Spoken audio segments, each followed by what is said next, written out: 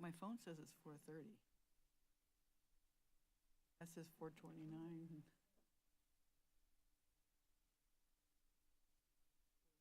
Actual clock. Okay, because that says 4:29, the clock in front of you. As long as it's not on the screen, I guess. Good afternoon.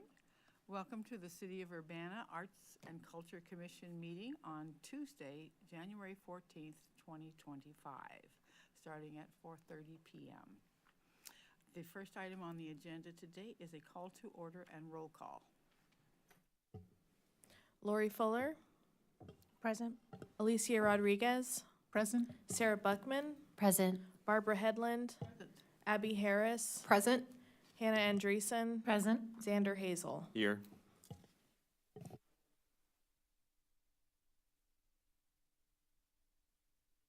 The next item on our agenda today is the approval of minutes from the previous meeting. Do we have any discussion or a motion to approve? I'd make a motion to approve. I second the motion. All in favor, say aye. Aye.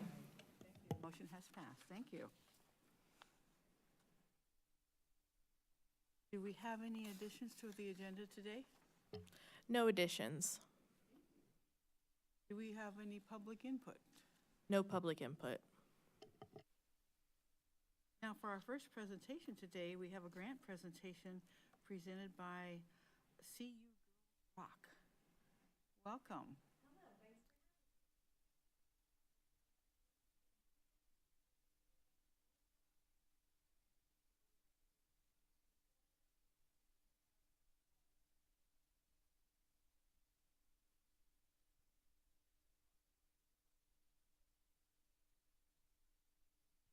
Got it. Oh, look at that. Okay, cool. If Great, you can, yeah. limit to your presentation to around 10 minutes, please. Yeah, no problem. Great, No thank worries.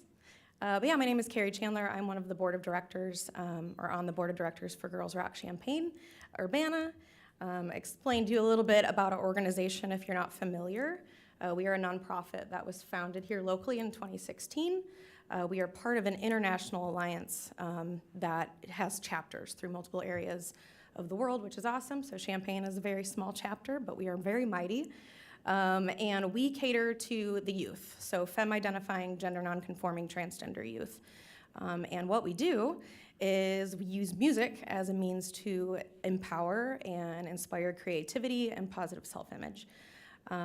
So we host a variety of events throughout the year, our main event being our very popular summer camp, which is held at Parkland College every year.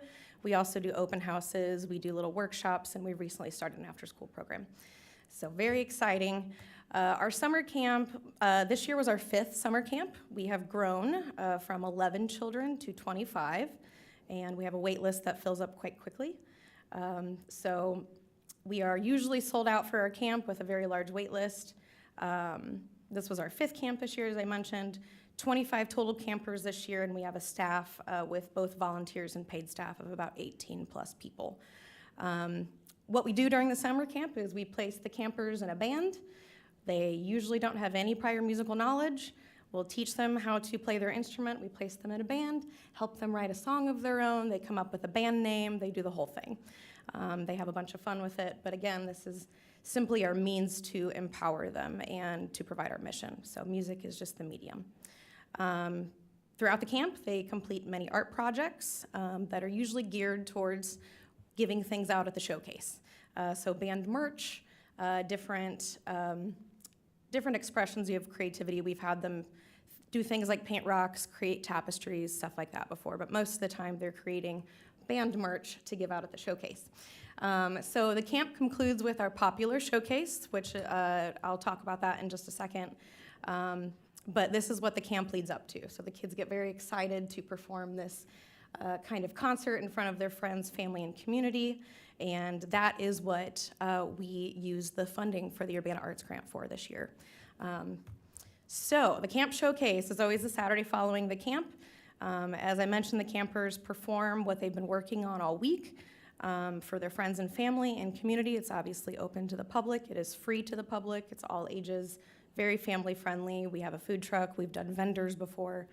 And as I mentioned, the campers give out handcrafted band merch, posters, and pictures with autographs and attendees.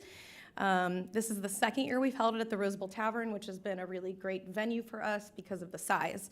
So we can throw it on the patio. It's accessible to the public, again, free to the public, and it's been a blast. We usually have about 200 to 250 attendees. It's really hard to grab attendance at this event because there's so many people coming in and out. But we've had up to 300 before when the weather's nice. Usually the heat in the middle of July gets us. So this year we held it on July 27th, again at the Rose Bowl Tavern. We had 4 bands this year, but we did have a junior instructor. So there was 5 total performances. The party was started with DJ Silky, so she kicked off a dance party. I don't know if the sound will work, but oh, it does, great. That's the campers getting all excited before their show at the Rose Bowl with DJ Silky. Some line dancing. But we had a food truck. We had all their band merch, posters, and pictures gone. Everybody snatched them up. Those are free for them to give out, and they have a blast with that. So we had around 250 attendees again this year. I can get to the next one. On the left is our poster this year. So you'll see at the bottom, we included the Urbana Arts Grant verbiage and the logo. This was created by Jordan Tosh. We were able to pay her for her artistic services this year, thanks to the grant. So that's really nice and helps us with our mission. And on the right is our annual pre-show selfie that we take with all the campers and a lot of the staff before the show. On the left-hand side is our banners this year. The grant helped us provide these banners. The blue ones you'll see on the backdrop, we have those. But to print out the sponsorship, people that sponsor the camp, that helped us with that. And then one of the bands getting ready for their show on the right-hand side there. So just some fun pictures.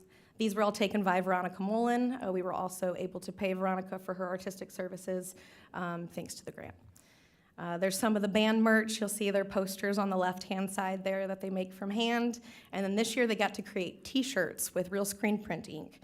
So that was very popular, very messy for the staff, but very popular for the students. And again, they were all gone. So band pictures, I'll introduce you to the bands this year. The left-hand side is our junior instructor, that's Essie. She's been with us since 2015, before the nonprofit was actually founded as a 501c3, so she's been with us for a very long time. The right-hand side is Power of the 6 Light Switches. Mind you, they come up with their own band names. And all of these pictures that Veronica took of their bands was all their artistic direction. So they kind of decide what they want to do. So we take these during the camp and then we print them out as posters for the children to give to people at the showcase. So this is the Bloody Rainbows. This was our emo band. Very, very emo. This was the Neons, our youngest band, and they are adorable. And my personal favorite, the Tragic Little Unicorns. My personal favorite. So, well, I know. I don't know where they found it. We had people give us a bunch of donations for musical instruments, and it's kind of wild, the things that people find to give us. So, we were also able to employ professional videography this year, which was huge. So what this gives is the parents a memento that they can keep from this. We don't have this public on YouTube per the parents ask, which is fair, but this is a private link that the parents can access and the students so they can come back and watch. So I'll show you a little bit of James's work. We're the Neons! This is the Neons. I'm the vocalist Nola, Neon Pink. Woo! And Neon Blue is Marco. Playing the keys. I'll get through the introductions here because she likes to do this thing. We have Mila, Neon Orange, playing the ukulele. Woo! And we have Isabel playing the ukulele, Neon Yellow. And the song we're playing is called The Girl in the Rose. And they wrote this song.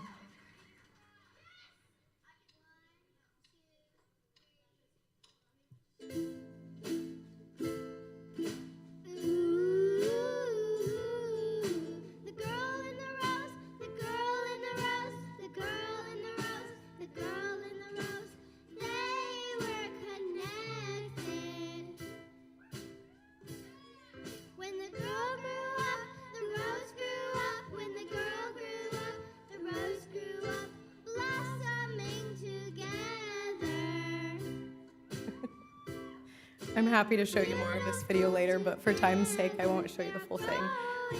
But we got, Where's the neon? oops, next slide. I'm the vocalist Nola, neon pink. There we go. But we got one for each of the bands. So each of the bands has their own little video that they got to take and show their parents. They were very excited to see the video because that's the first thing that we've had this year. So being able to employ James for that was very helpful. And I mentioned all thanks to the Urbana Arts Grant. So I just listed the things that we were able to do this year that is new for Girls Rock, especially with the showcase. This allowed us to purchase the art supplies for better crafting ideas for their band merch.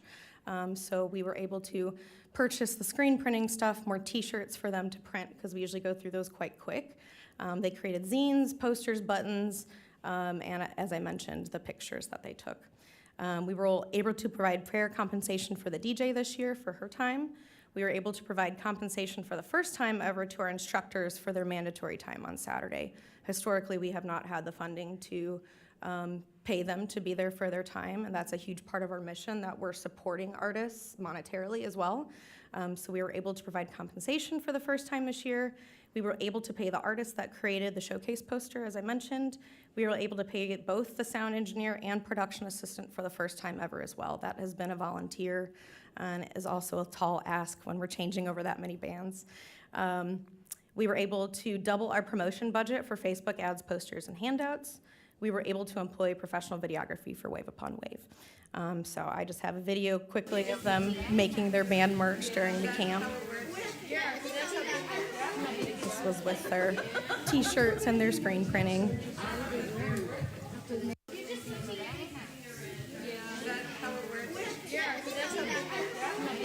There we go. So challenges and improvements, I just wanted to note a couple things that we are wanting to improve on and learn on. Unfortunately, ran into a snag this year with promotion that we put out a pretty large promo ad on Facebook and Meta. And unfortunately, because of our mission, we received a lot of hate speech on that ad, which was really scary because we're a youth organization and to get those things. So what happened is Meta blocked that ad and they did not refund our money. So we fought it as much as we could to try to get that ad back out there, but they said that for the safety of Girls Rock, they canceled that ad. So that was really disappointing.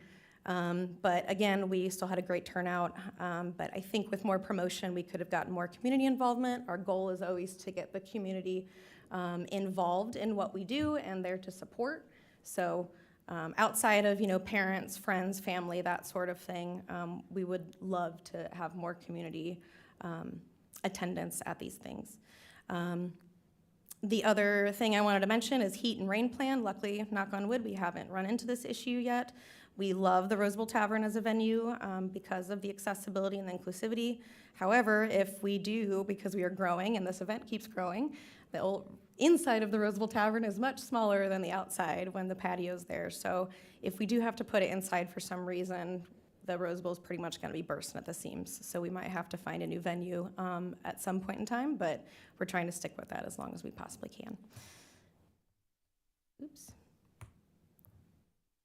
All right, and then that's our end of camp picture with all the staff and the campers and the board of directors on there. So we just want to thank the Urbana Arts and Culture Program for all that you are doing for the arts in this community, and we greatly appreciate it.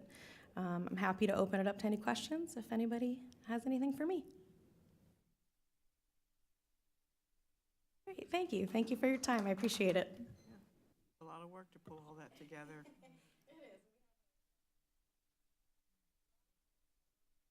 Did the girls make any comments about what they wanted more of or less of next year? Not really.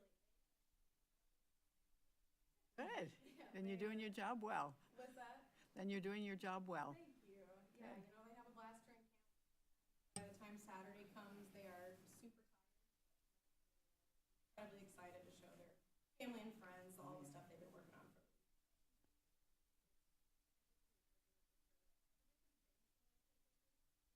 Yeah, I've been to part of it, yeah.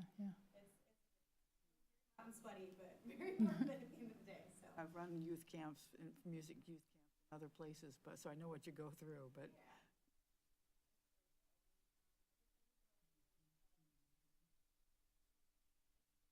Sorry. Yeah, we're growing, and we started the after-school program, so we anticipate that the camp is going to be quite large this year, and we wish we could offer more than 25 spots, but it's a lot of kids to handle as it is, and that's a lot of staff to pay. So as we continue to seek out more funding for the organization as we grow, opening it up to maybe a couple summer camps to be more accessible for different populations of children would be great. But right now, we are stuck with the means in which we have. Do a lot of kids continue after the camp and Yeah. like just continue their like through private lessons or whatever? Yeah, absolutely. So certain people in our staff teach private lessons, and that is always a large ask from the parents following camp, is to find women or femme-identifying or transgender instructors that they feel comfortable with, their kid going to lessons. So a lot of them seek out instruction afterwards. And then what was the first part of your question? I'm sorry. Oh, if they just continued. like- Oh, yeah. About 50% of our camp is repeat campers. Nice. And honestly, the reason for that is there would be more, but because our registration is first come, first serve, sometimes our veterans get beat out by parents that sign up sooner. So we have to make it fair. We always open it to a wait list and try to get as many kids in as possible. But yeah, because of that, we can't always have the same campers come in because we'd probably have the same 25 campers for years straight. So gotta be fair. An all-day program? What's that? Is it an all-day program? Yeah, they are Monday through Friday at Parkland College from 8 to 4 p.m. You can't have two sessions on one day, like a morning session and an afternoon session. Right now, the curriculum is set up so that half of the day they are working on empowerment activities. So a lot of times that will manifest itself in songwriting. So they'll work through different emotions and feelings and different conversations through songwriting. And then the other half of the day, they're actually learning the instruments. They're in band instruction, they're in private instruction, and meeting with their band coaches and band managers to kind of come up with a plan for the week. So right now, the way the curriculum stands, we have it pretty packed within a week, but that would be great if we could somehow open that up to have rotating sessions for sure. Yeah. Have any of the Thank you. bands stayed together? Yes, they have. And that's what, we just got a brick and mortar in downtown Champaign. And so with the after-school program, we've kind of continued these bands going, and they've continued to write songs and work together. And some of them have started playing outside of the after-school program even. So it's pretty cool to see. Yeah. I was just going to ask, so the kids go to your brick and mortar place for the after-school program? Yes. It's not in individual schools? Nope. No, okay. So we opened our first session in the fall this year. We did a 6-week session, and we had 12 campers that returned, and they were all returning kids from the camp. So no new ones. And have you had any collaborations with other girls' rock groups in Illinois, for example? Or? We talk to the organization in Carbondale quite a bit. Honestly, between Chicago, Champaign, and Carbondale, that are the only Illinois chapters. So Bloomington doesn't have one, Peoria doesn't have one. Us and Carbondale are the farthest south from Chicago. But we keep in touch with the Chicago ones because they have quite a few resources for us. And the Girls Rock Alliance shares a bunch of resources throughout all of the chapters. So if you have a question or need some guidance on how to deal with something or improve something, the Alliance has tons of resources that you can reach out to, and they host an annual conference every year for all the chapters to come together and meet. Yeah, pretty cool. I was just gonna, you probably have thought about the IMC in case there are some, Yeah. growth, if there's growth that exceeds Rose Bowl's capacity, but, that's always a good spot for arts grants, but. Yeah, our first 2 years, the camp was held at the IMC, actually. But we outgrew the IMC because we needed more space, so we had to move it to Parkland College, so we had more rooms and more space for all of the campers. But we also loved our time at the IMC, and I wish that it was bigger because it was just kind of perfect for the space that we needed. So, yeah, we keep looking for other venues. Our relationship with Parkland College has been awesome because they offer it through their College for Kids program. But they do take a cut of our money in registration, which is, that's always a downside. But Parkland's really accommodating. It's accessible with bus routes and things like that, which is important because we do have campers that will take public transportation to and from. So continuing to look at other places that are accessible for us for the camp is important. Right now, it's working with Parkland College, but, you know, if we can find somewhere that doesn't have those certain restrictions, that would be awesome. If you have any ideas, let us know. District 116 been of any help? Have you approached District 116? No, it's been really difficult for us to get into the schools. When we were outgrowing IMC, we did reach out to the public schools, and they, for the most part, were like, no, we can't really open up the public school for you for the summer camp. But other Girls Rock chapters do use public schools, so that's kind of why we reached out. But yeah, 116 was difficult to establish that relationship with. Yeah. But that was a few years ago, so it's always worth trying again. But yeah. Any other questions for me? No problem. Thank you. Appreciate it. Great job. It's Thank so you. nice to see all the videos, and just you can really tell how great the experience is. And I know that there's been a desire over the years to have more programming for middle school and for kids, and so it's so great to see all the work that you guys are doing, and Yeah. excited about the brick and mortar Yeah, and thank after you so school much. programs. The only other thing I was thinking is I wonder if the Cranert would be potentially an opportunity for Ooh. space, or I don't know if they're particular about usage, but you know, the different auditoriums could be a potential. Yeah, that's a great thought too. Have so many of those summer months booked for their own music camps. Yeah. Yeah, and Cranert's schedule is usually pretty packed. I know they do the thing where they kind of sit down and try to divvy out dates for everybody. But that's definitely something worth looking into, I think. To try to consolidate everything to maybe one part of town would be nice. Even the Urbana Methodist Church here, you know, they have this whole underground with another auditorium, and they have lots of spaces, and they're always trying to have people come into the church. They used to have the campus middle school for girls there. Nice. I Yeah, don't we had know. checked out the Unitarian Church at one point in time to see if they could host in their basement, and I think that was still too small Yeah, I don't think so. at that time, but the Methodist is also a good option. Like in a whole underground city there. Yeah. You need to go talk to Pastor Bob. Okay, noted. I appreciate that. But yeah, thank you so much. Yeah, Coming. thank you. Bye now before I forget here. Microphone on, Okay, because it's going to be used in just a second. okay, sounds great. Well, y'all have a great rest of the afternoon. I appreciate your time. Thanks for coming. Next, we have a staff report by our fearless leader.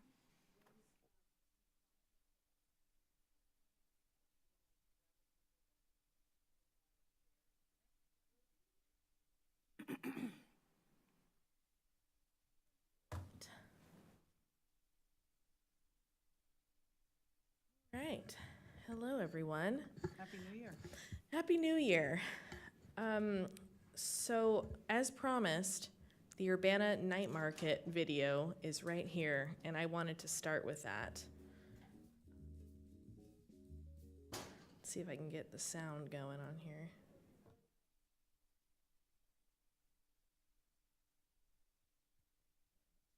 Loud.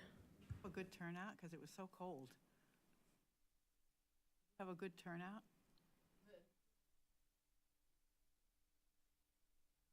This was Earlier the night one? market that happened in September Oh, okay. and beginning of October, but we had a professional videographer come and do some filming, and then she compiled this video, which is pretty awesome. All right, let's see how the volume is.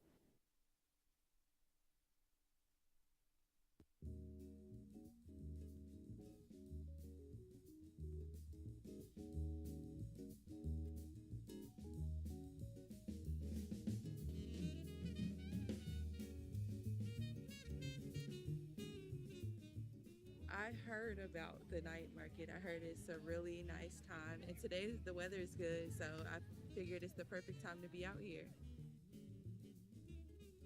It's great that we have the opportunity as vendors to come out and interact with just a different group from the morning. It's got a great feel. I'm a really big fan of like arts and crafts things, so I decided to come check it out. And I like food, so I saw the sweets and I was like, oh, locked in, you know. So one day we were kind of just walking and we stumbled across this market and we thought it was such a cool community and there were so many local artists and sellers. So I decided to try to sell some of the art that I created. It's nice to have something local I can do on Thursdays. And it's just such a fun community atmosphere out here.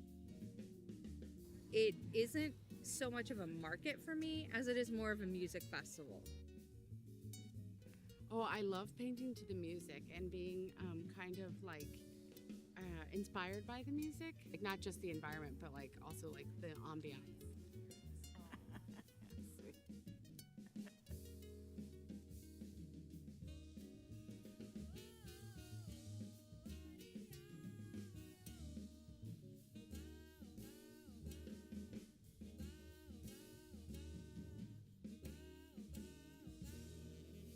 It's a chance for the community to just come and hang out. It's a free event. I love markets. Just the vibe and all of it.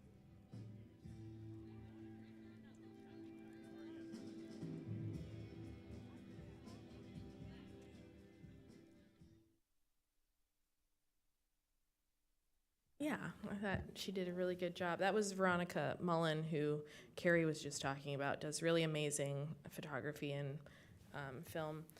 But yeah, so we'll be kind of discussing whether or not we're going to be continuing that. It was really successful, but I just wanted to show you that video because it was pretty awesome.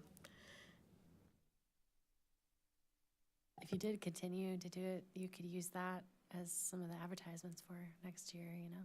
Yeah, which would be great. On the city website? I think that once things kind of get okayed and whatnot, we'll probably use it for the city website. It'll go on UPTB and, you know, hopefully get played on social media and possibly other outlets. So, yeah. All right. Here's a staff report for this month. I just wanted to start with programming. Poet Laureate cycle is open. Sarah and I met today. Sarah, do you have any updates you want to share? Yeah, we'll be firming up a jury. If any of you, we need one more commissioner to be on the jury. So if there's anybody that's really interested in being on it, feel free to reach out to me. And we are looking for more applicants. So if there's anybody that you know that you think would be great applying for this, if you wouldn't mind reaching out to them individually, encouraging them to apply. I think that that's been really successful in the past. And anybody listening, please put in your application. We would love to have all applications in by February 1st. Is there an age limit or age range? I believe that we're looking 18 and older. Or 21 and older. I think we'll double check, but it's either, I think it might be 21 and older. for? The top, 21 and older. Yeah. Okay. And the guidelines and the application and more information can be found on the new city website, which is urbanail.gov. Under the arts and culture section, there's a Poet Laureate tab, so it has all the information on there.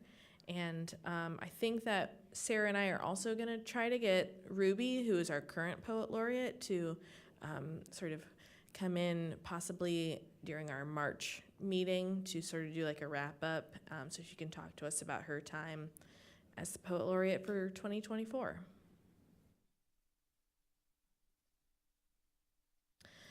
So, continuing on with amazing opportunities, the Urbana Arts Grants cycle will be coming up. We sort of solidified some dates, and the window will be for applications will be March 1st through the 31st, and we have some workshops already scheduled, so we'll be sharing more about that. This is kind of just like a way for people to kind of mark their calendars ahead of time to know when those grants are going to be open. Just some information. there's going to be a little bit of a different setup with the grants. So we'll be having tier 1 and 2 grants, and there will not be a tier 3 grant this coming year. The larger festivals will be applying in a different way. So this is really exciting because we're going to have $90,000 for tier 1 and 2 versus $90,000 for all 3 tiers. So this is pretty exciting.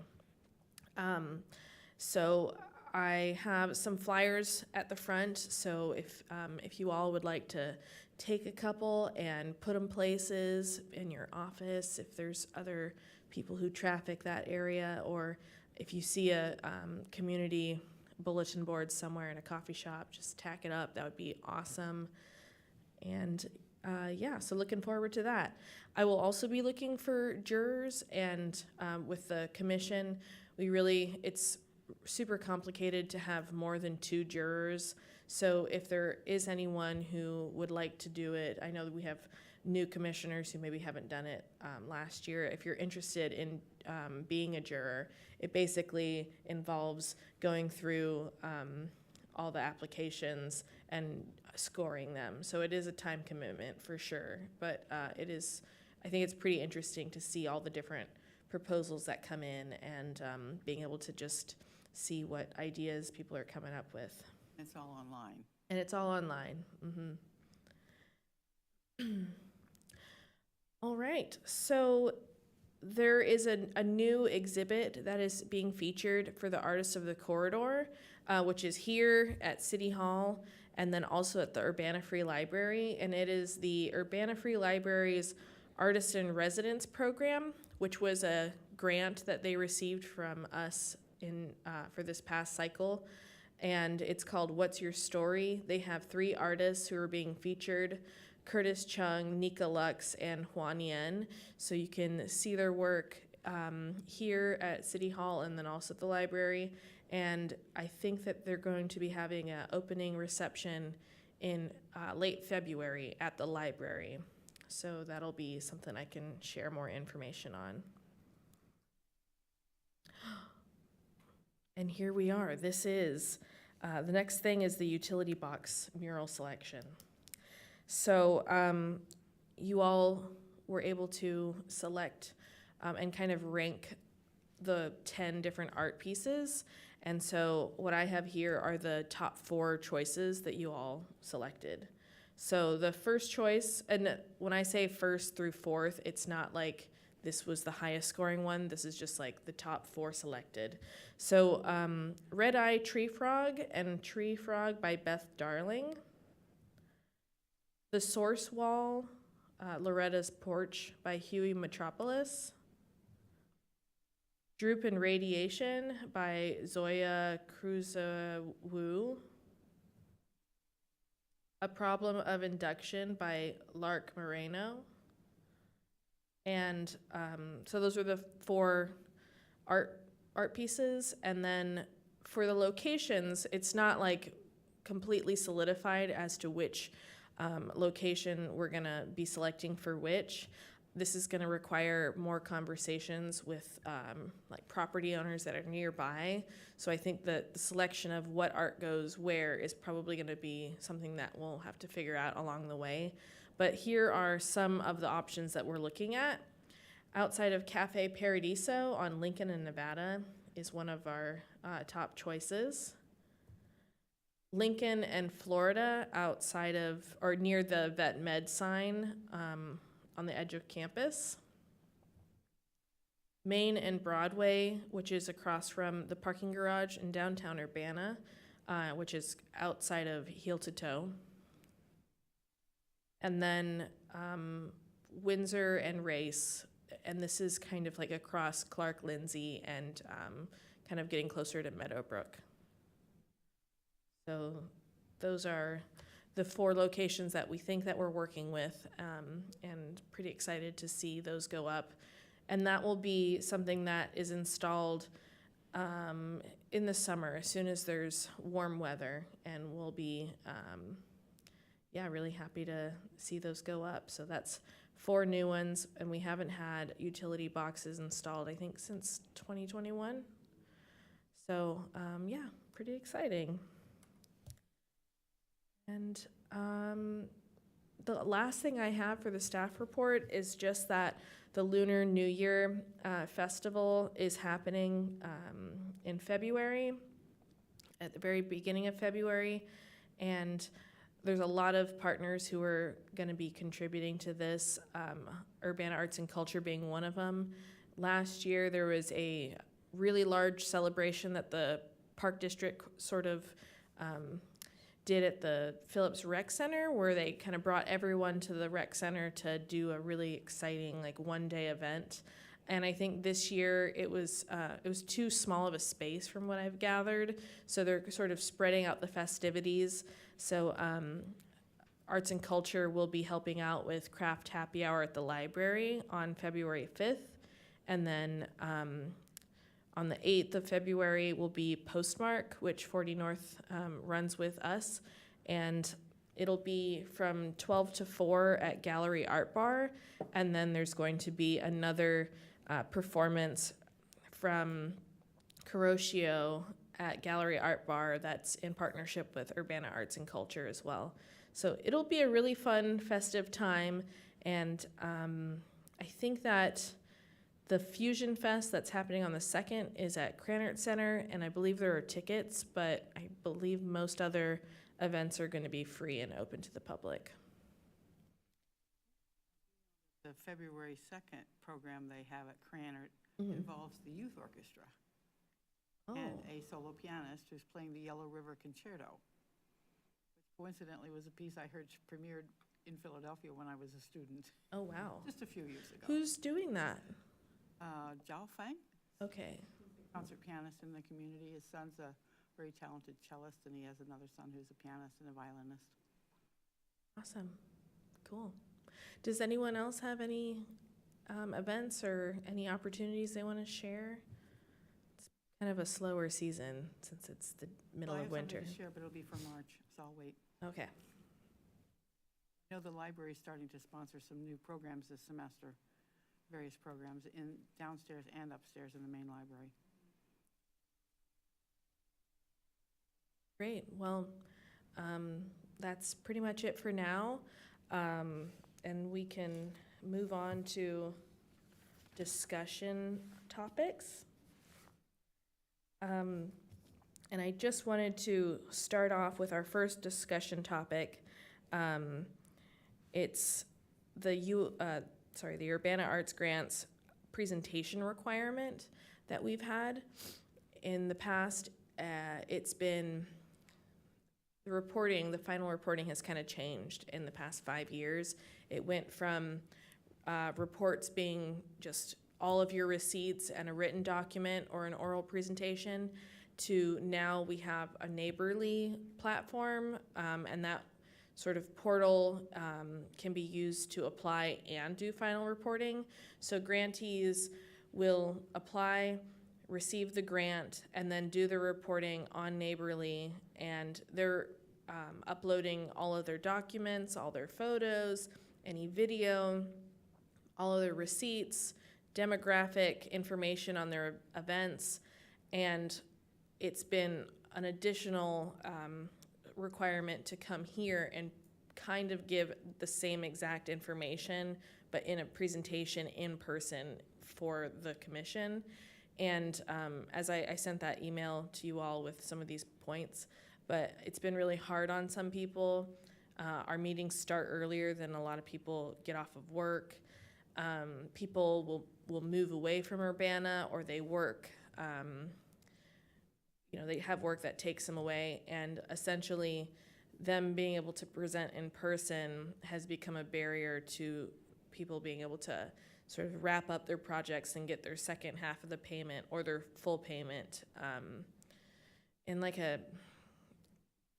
a timeline that I think is more conducive to people getting money when they need to, like the funding, and then also it becomes a little bit labor intensive for staff to have to kind of keep tabs on people because they're unable to make it to the meeting for whatever reason.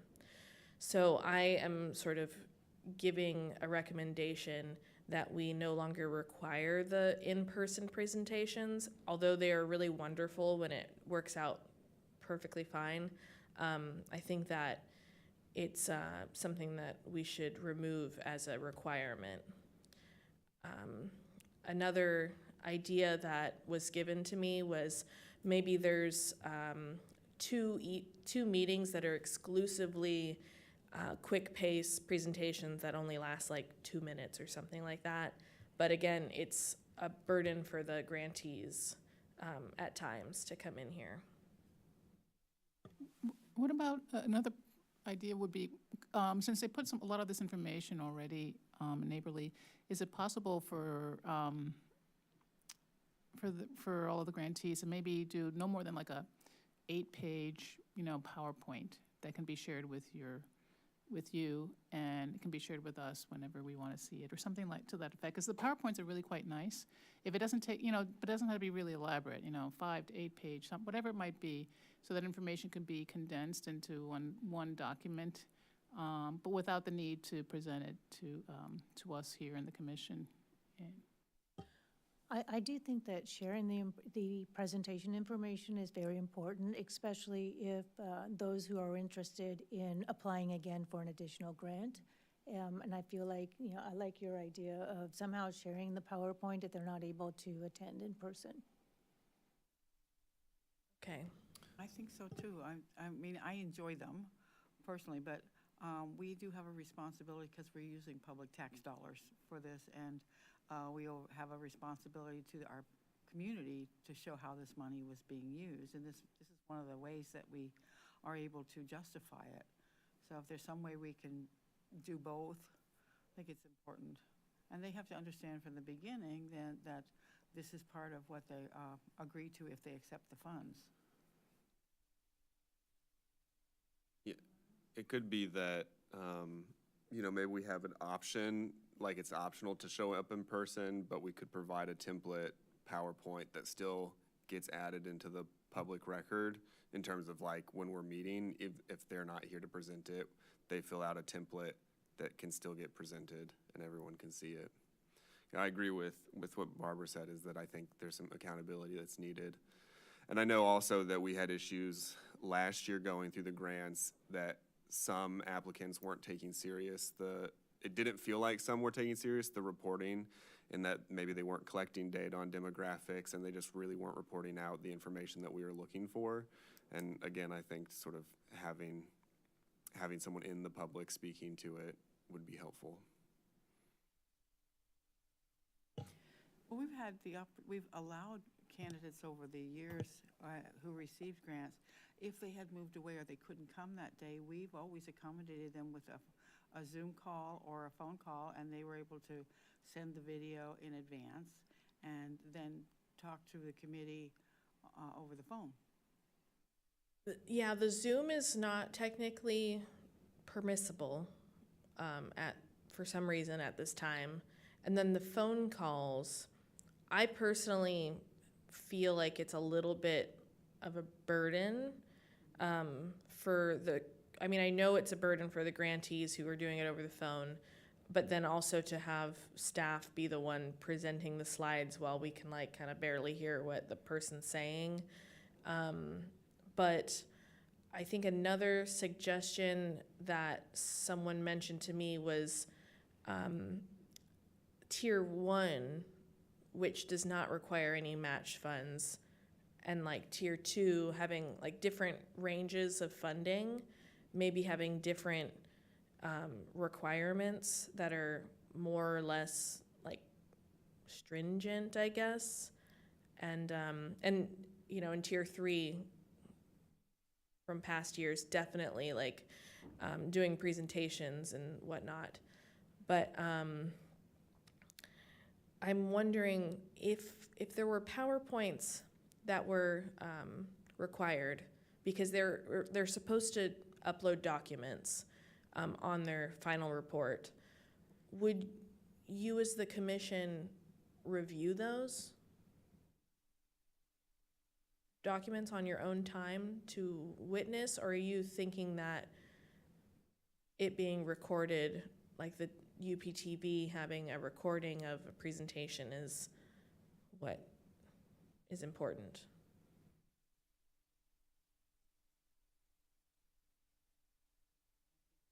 Justify all the expenses and know how they were spent. Now, no matter what we figure out, we have to be, really recognize that has to be done. I think it's by law, we have to. We have to find a way to make it all work. Because, like, just before this meeting, this is just an idea, I was thinking about all the video clips that we've gotten from grantees in the past who, you know, it's an entire concert that they've recorded. It's a 20-minute video, but having like a compilation video of all the grants that had happened in one cycle to be able to showcase on UPTV, possibly. And maybe also like on the Urbana Arts and Culture Arts Grant page, and I know in the past they had like a document of all of the awardees, and I know that some of the participants that I've talked to were like, where can I get, you know, ideas of what's been approved before? I always send them to that page, so that might be a good place too, to also showcase the videos and the PowerPoints that went with the awarded grants. Yeah. One opinion I have is I like knowing what I've participated in some of the jury, so it's exciting to know the different projects that happen, and then also see the reports and the people with those associated organizations. But I think that overall, I've seen us have to put discussion on pause because of the delays of having so many presentations happening. I wonder, personally, I think that for them not to be able to get their half of their funds because we have so many presentations that we're scheduling, that we don't have room in the meeting for them to give a presentation. I think it would be better to not require the presentation, but like, would there be an opportunity for like once a year to have some sort of like celebratory event celebrating all of the projects that were funded, kind of, and give people opportunity at that celebration to have highlights or share. I don't know if that makes a whole other labor of making another event, but I wonder if it would be a more publicized, more well-attended space where people could hear impacts about the grants, because we're, as a commission, not really reviewing the financial results of the report. That's up to the staff, right? So I don't know if a PowerPoint would be, in my opinion, if having them not be giving a presentation and send a PowerPoint, but if we're trying to figure out some ways to catalog existing or past granted projects, I can understand that, but I don't know if having, I don't know, I am for like not making presentations required for the funding.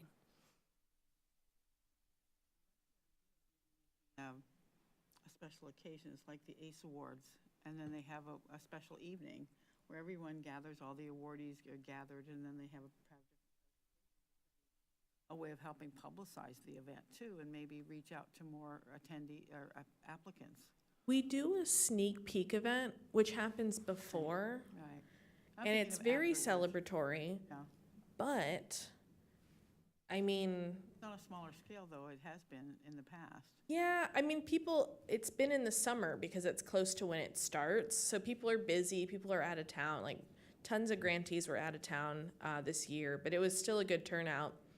But if there was something that happened towards the end of the cycle, that would be, you know, like, things have already finished, people could show what they've done, but there's always people who have not finished their projects or started their projects by the time the cycle's over.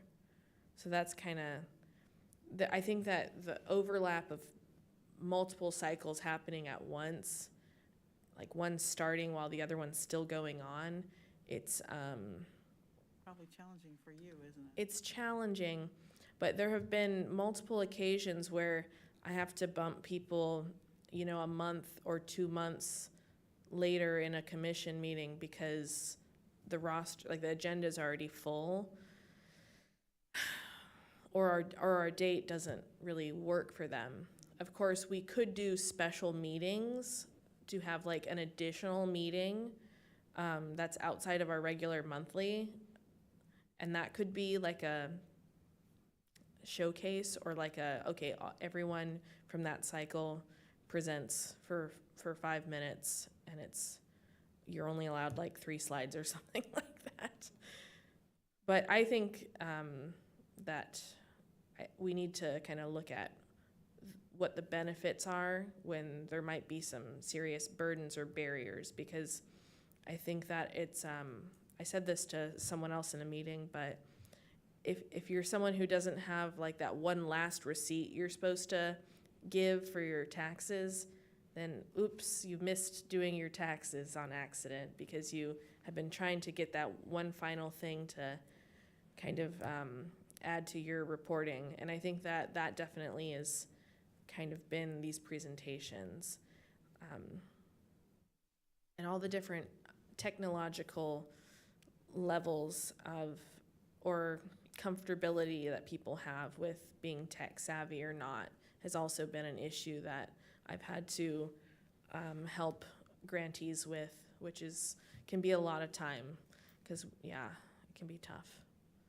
Are there places you can refer them to get help like that? Are there resources they could investigate? We've been pretty lenient in the past. Like there have been presenters who don't have slideshows at all, who don't have PowerPoints. For instance, I think Bread and Puppet for the past couple years has presented without slideshows and just did like an oral presentation and had handouts, which has been allowed. But yeah, so that's one thing that has helped, I think. Have the option of, do we always have to follow this agenda every week, every month, every meeting, every month? Or is there one, for example, you were talking about maybe one exclusive meeting dedicated only to that? I create this agenda based on like needs or scheduling and things like that. So if we wanted to say June's agenda is like all grantee presentations, we could do that. Would that be of any help? I think that would be a way to get around it. I think that it would just be as a requirement. It would be tough because we would get so many people who are like, I can't make it, or no one in my organization can make it either.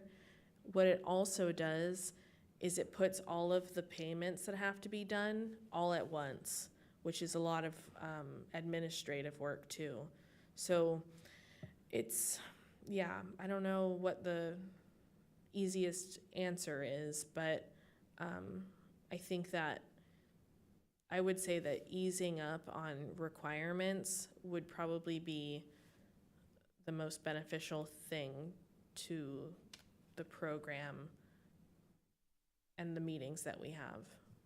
Just a point of clarification. So the presentation, them coming here, they don't get the remaining amount of money until they do that. Mm-hmm. Well, that I'm fine with that. I think my point is, and it sounds like others sort of share this, is that we want to see some type of report out, even if they don't have to come here. Am I sort of right in that?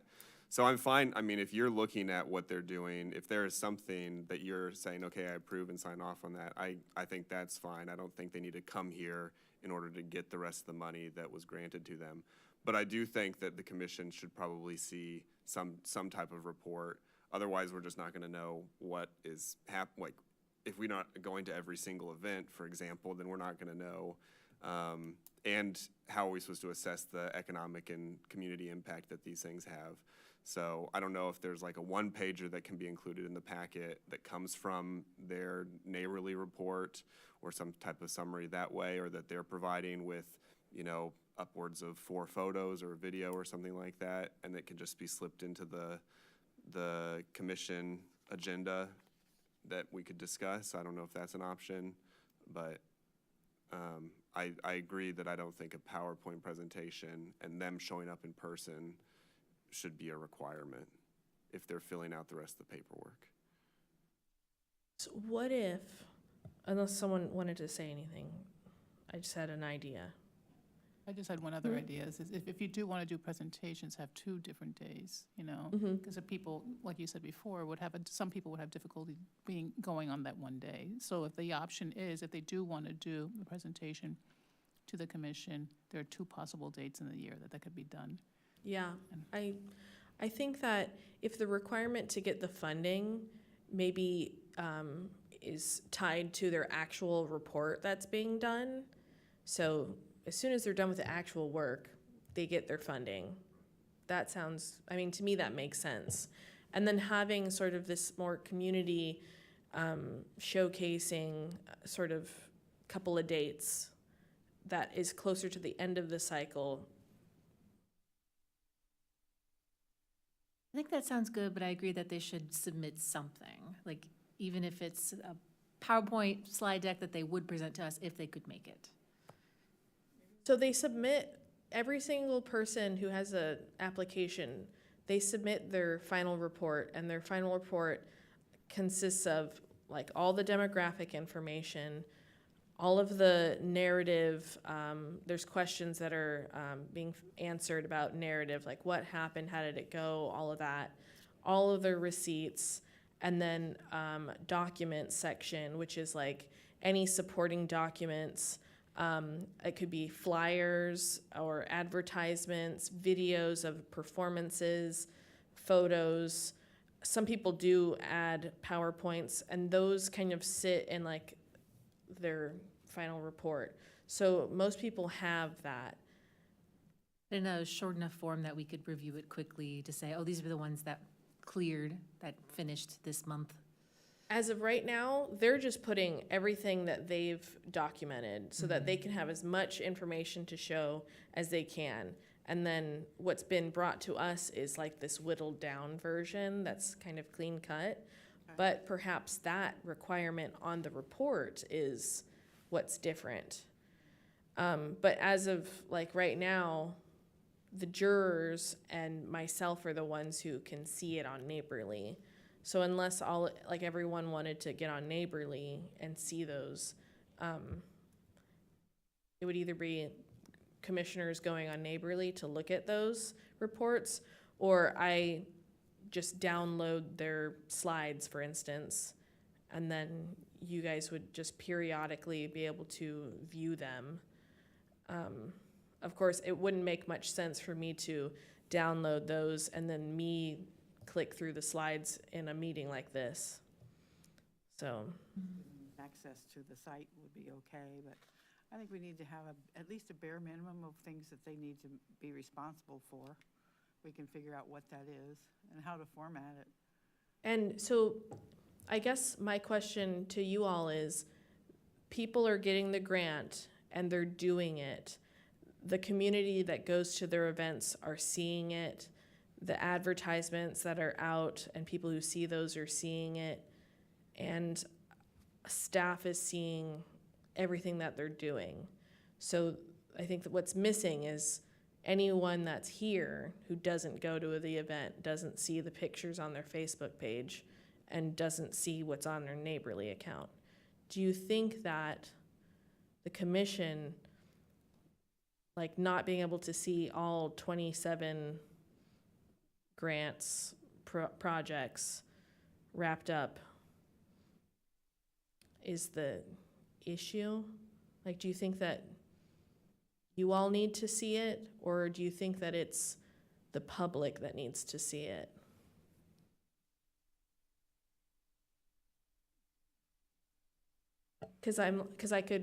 We could try to figure something out with like UPTV so that it's like if there are videos, those occasional sort of music performances that people want to share, it's going out on social media and our UPTV so that everyone's seeing it. A lot of people do social media to promote Because their events. our meetings are not very well viewed, to say the least.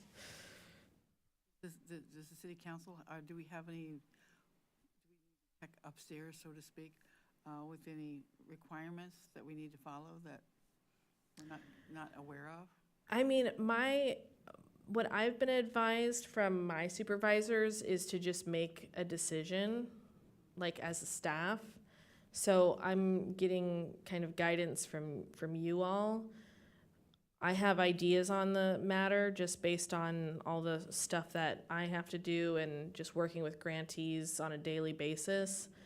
But I very much see the value in a grantee being able to present and have that sort of show and tell moment. It just has bitten a lot of other grantees in the behind because they haven't been able to, show up for whatever reason. So it can be kind of hard. I think it should still be strongly encouraged, but yes, I do wonder if there is some requirement where, at the very least, it's this month, these were the 3 that I closed, and it's just on the record. I don't know if that's a requirement. Yeah, I was gonna say the same thing. It's like you have your contracts with everybody, right?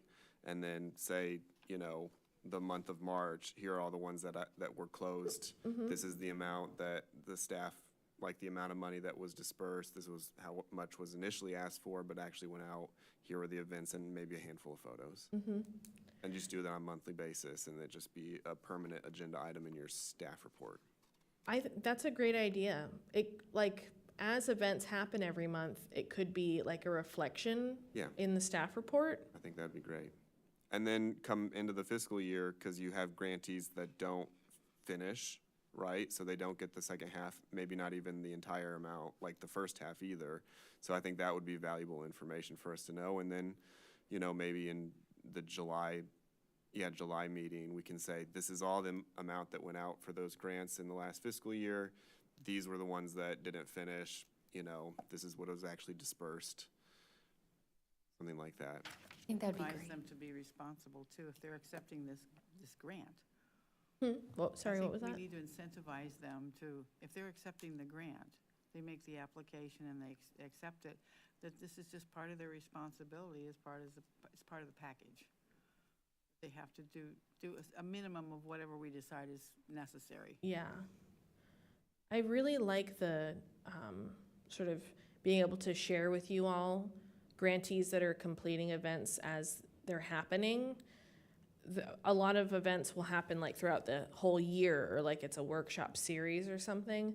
But it could be a good way to showcase what's going on while also keeping it kind of like concise. Publicize all the wonderful things in Urbana. Yeah. The grants can be so different too. Like they're so different from each other. Like one-off culinary class versus Urbana Pops Orchestra, having it kind of spread out throughout a semester of a school year. But yeah. So I also really like what Xander had mentioned, and Anna, is about listing every meeting having a list of the grant reports, the final grant reports that you've gotten from the organizations, and also maybe each month if you're hearing of situations with grantees that they're not fulfilling their grant report in time. I think that would be also something that we should be taking into consideration in terms of like accountability, making sure that before the new grant cycle happens, that anybody that hasn't finished their report is not going to be granted more funds, because I know that that's been an issue in the past where we didn't have any kind of policies on not granting more money to someone that failed to utilize the funds from a previous grant. So maybe there'd be ways for us to communicate about if there's any support that you need policy-wise on people that are not fulfilling grants or misusing of grant funds, or getting a little too hairy, but requesting the funds back, that kind of thing, where, you know, they get a portion, they get half if they don't use the funds during a certain period of time, then now they're defaulting on the grant. So figuring out how we can, what do you guys think about that? It makes a lot of work for you to monitor all the time, but I'm always doing it anyway, yeah. right? That's like all I'm doing is monitoring all these grants that are at different stages of being done or not so done. Must have a giant spreadsheet, right? Oh, gosh. Oh, yes, I do. But I'm really liking the idea of a grant update portion of the report that may be more or less detailed with something. I think last year, like kind of when I was first getting going with staff reports, I did a lot of event. This is an event. This is an event for this grant. You all, this side of the room probably remembers that more. And then it gets a little bit, like people might not get you their flyer until the event's over, actually.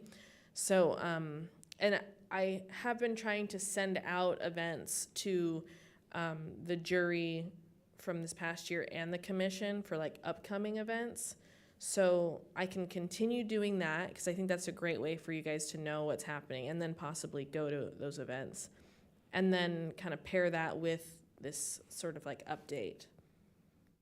So if someone doesn't complete the task and they fall behind, I'm assuming they're ineligible to apply again in the future. Is that stated anywhere?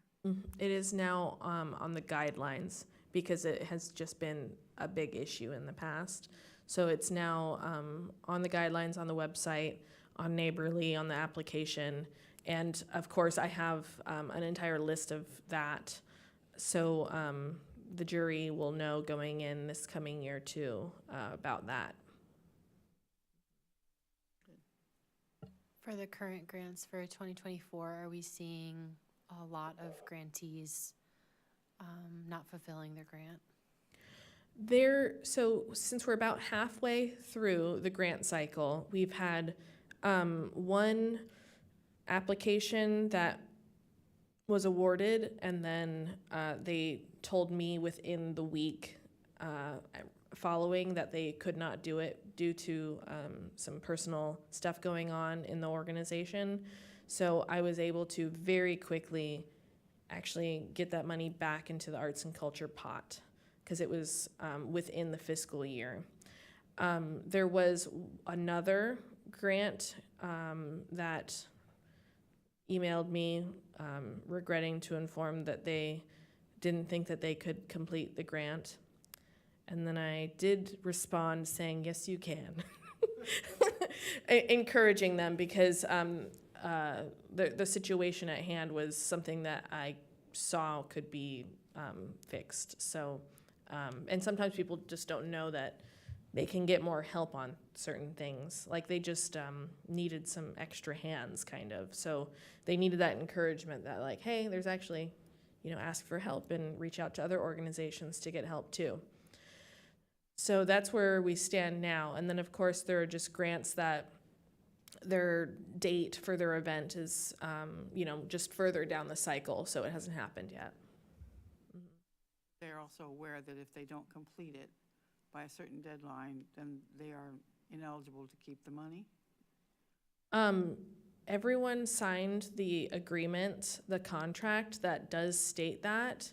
So that is what will happen. And I, in the past, I think it's been, there hasn't really been a person like before me to kind of monitor that as much, but moving forward, when the grant cycle is up, unless they have sent a request for an extension, they will not be able to get the second half of their money. Yeah. Or the first half? Like, I think maybe maybe this isn't the right time to have the discussion, but talking about what happens when they got the money, but they didn't use it, and so they just kept the thousands of dollars. What happens with that? Because That's happened a handful of times during my time here, and it has been a combination of just totally getting ghosted, getting no response back time and time again. And it has also included folks going through some health issues. So there's lots of different things that happen. It has also included some, like one grantee I can think of who, you know, I can't do it. My project was really intended for this time period during COVID, and now that we've moved out, I don't really see it having a place here. So she gave back the first half. Yep. Gets a little complicated. And when things like that happen and you get the money back, can then that be added to the pool of the 90,000 for the next year, so you can give an extra grants out next year? No. Just go back into the general fund? Yeah, not for the arts. Like, it just goes back into the city of Urbana's general pot. So, in other words, disappears, goes down the drain. So it does, because you can't use it. Yeah. Carried forward. Yeah. I feel like last time we talked about what would happen if there were leftover funds, you know, a month or two before the end of the fiscal year, and maybe having some boilerplate programs that we could fund before that end. But like a night market. Although like item B, under discussion. Yes, so, and I'm working on that, just like with the fiscal years lining up. Like, as of right now, they're like complete opposites to the grant cycle. So the fiscal year that's ahead is over as soon as the grant cycle's starting, which I think was not the intention. I think the intention was for it to be at the same time, making it so if someone does kind of drop out because of various reasons, the money would go directly back to the arts money pot. So that's something that I'm working on with other staff. Thanks. So I think just gathering thoughts on what we just talked about, that moving forward at the next meeting, I'll be giving updates on the grants. Is it possible that we could come to a decision about whether we're requiring the presentation in order to get funds? I think make the presentation optional if they can make it, but not a requirement.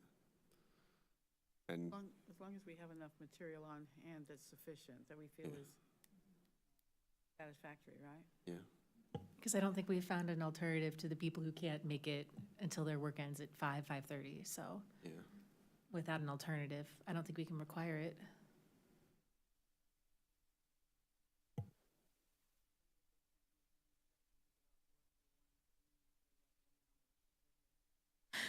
I think, and some people, you know, they try and then it's a whole nother month later that they have to wait, and, you know, different work schedules, taking them in and out of town.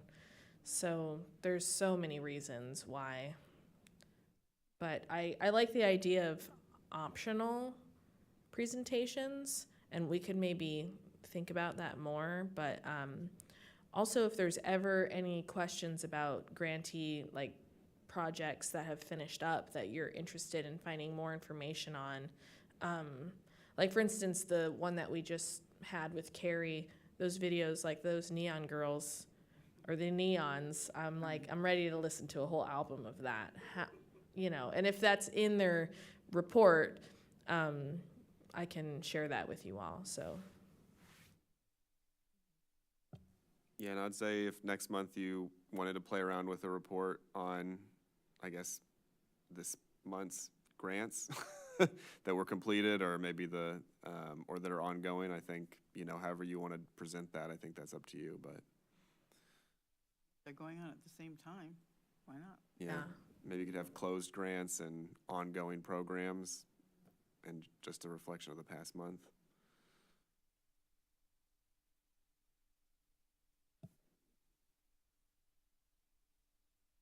Maybe possibility we just restrict the agenda for one meeting to this kind of subject and then not the next meeting. I think that if you all want to think about whether or not a June meeting that's dedicated to like a showcase of the arts grants is worth it or not, maybe think about that, and we can maybe talk about it again or something. That it could be cool but then of course there have been some people who have already presented. My thought is that starting this change like now is going to be beneficial, just because if we were to just have it for the next cycle of grants, we still have so many grantees that are still finishing up projects. We have a lot of things to be talking about soon. There's going to be more agenda items that have to do with programs outside of the grants. So, and I really want you all to be a part of that. So I just also think I think you may have to think about, if you started right now, people who have already presented, and then now the rest are told that it's an optional thing, just that dynamic of how that you would handle that. It could be a problem too. I'm not quite sure. For this season and For then finishing start it out, next, yeah. in the next cycle, so that it's clean and clear. And then it doesn't look like you're being unfair to anyone. Yeah. You know? I mean, I don't think anyone's going to put up a stink about it. They have to do so much to do the reporting for us. And I think that a new year is a really good time to change over. So I think that keeping things like completely equitable at all times is one thing, and then also trying to keep things feasible with one staff person is another thing. So, and like only so much time. But because I've thought about this long and hard about whether or not, this is something that could change this year in January of 2025 versus July. Are there grants from the last cycle that haven't been completed because they haven't done their presentation yet? Like 2023, there are, but they have scheduled, or they have submitted an extension request. Okay. Yeah. Okay. Are there many or just a few? Just a couple. Mm-hmm.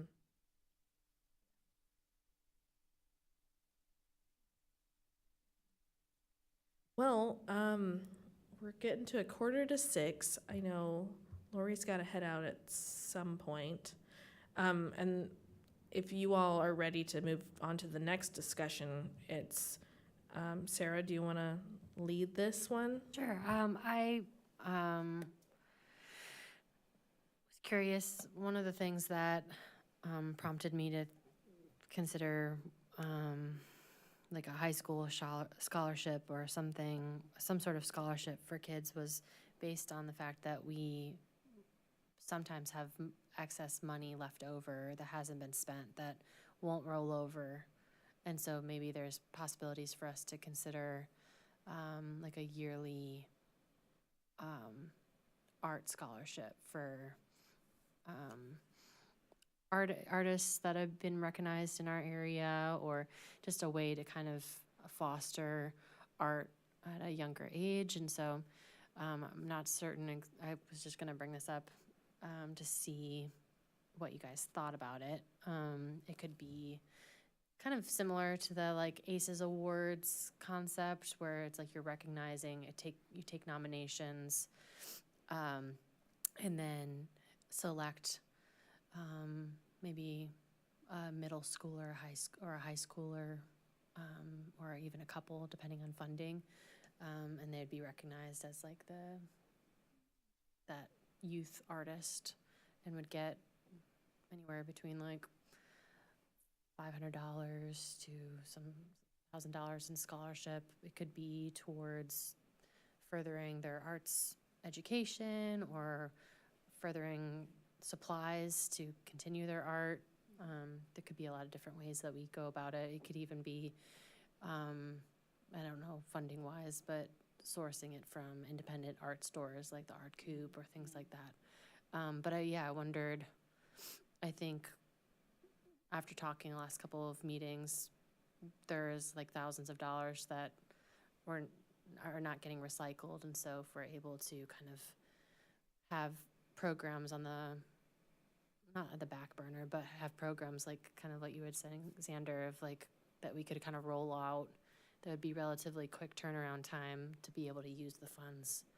I think that would be great. And I think, recognizing kid artists or youth artists, I think would go a long way. Yeah. My thought on that is spread the wealth, so to speak. If there's a way that, if you want to focus on high school age population, if, for example, one of the schools, each high school in Urbana, their programs have something that they want to do that particular year that they don't have the funds for. Whether it be getting instruments, art supplies, a performance or something like that.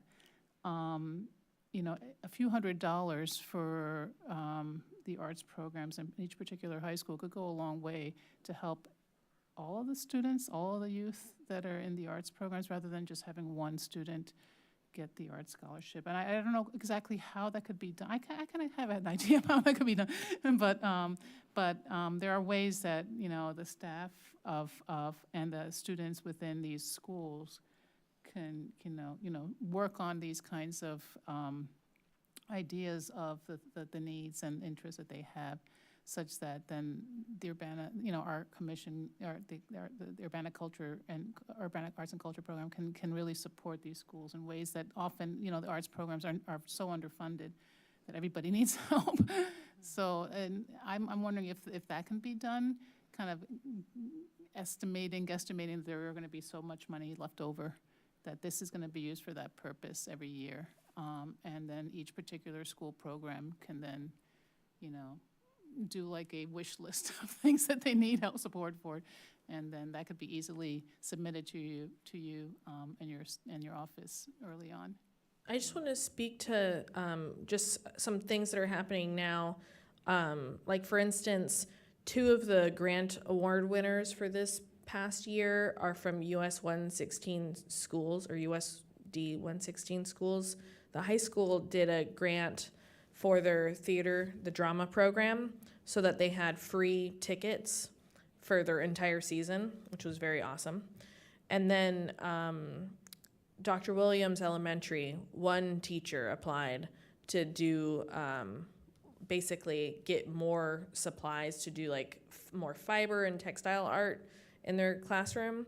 So, and I did do a presentation to all USD 116 art teachers to kind of let them know arts grants, here are all the programs. So those teachers definitely can apply to the arts grants. And also, I think that when it comes to the school district, there's only one high school in Urbana. So if having several or a handful of students from the one high school could be a way of maybe spreading wealth. But when it comes to programming being funded at the school, I think that's kind of like, it gets a little bit of like toe-steppy, I would say, just because they have their own funds, and I think their funds are more needed in salary. There is an option too. The Schools Foundation has an annual grant that a District Unit 4 can, I don't think it's for District 116, is it? It's for both, where teachers can apply. And I know I serve I'm one of several evaluators to see if we approve this program, and then it goes back into the pot and they make the final decision. But that's another option sometimes that schools or teachers don't know about, or they don't have the time to prepare the grants. But there are some nice resources in this community to help schools. It's the Schools Foundation. CUSF. CU Schools Foundation. I will say too, because there's a group outside that we have about 5 minutes. I think there's another commission coming up. What time is their meeting starting? I think it's at 6. Oh, okay. Go to 6:30. Do you have data on the past 3 years of how much money that was set aside, that wasn't tapped for the arts grants? Maybe having a good sense of what those funds are, we can actually determine what would be the best use of it. Yeah, right. Yeah, I would be able to find that. Yeah, because I mean, if it's like $1,000, I don't know. Maybe it's like a one person scholarship could work, but yeah, I don't know. Yeah.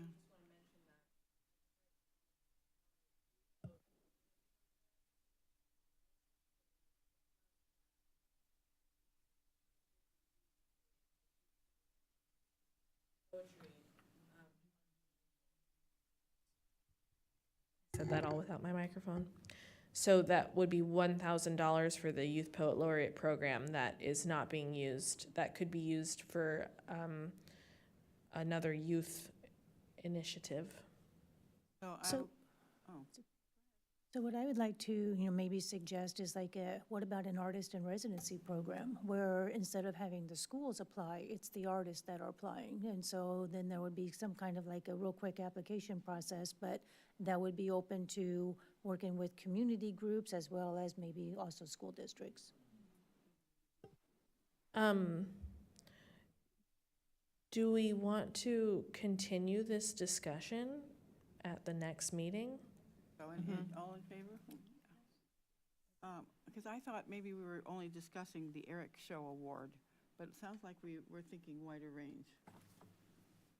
Just really quickly, I know that 40 North said that, so they do an Eric show with the high schools, but they don't have a current monetary award for the winners. And so I know Elsie and 40 North were curious that, we could be supplementing that. I think it would be nice for us to have our own separate program.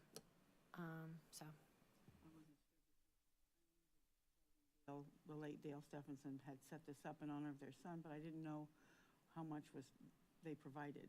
Yeah, for the I program. think it doesn't have any monetary awards anymore. Well, then maybe that's one way we can help them. Well, if we need to close then, do you have anything else you want to add quickly before we call for an adjournment? That's all I have, and I think that if there are any other agenda discussions or anything like that that you want to kind of add for next month, definitely feel free to email me if you have ideas for just based on continuing our conversation and stuff like that. So you can always email me. Since we are at this point where we have to adjourn, can we have a motion to adjourn? I'll make a motion. I'll second. All favor? Aye. Aye. We are adjourned. Thank you.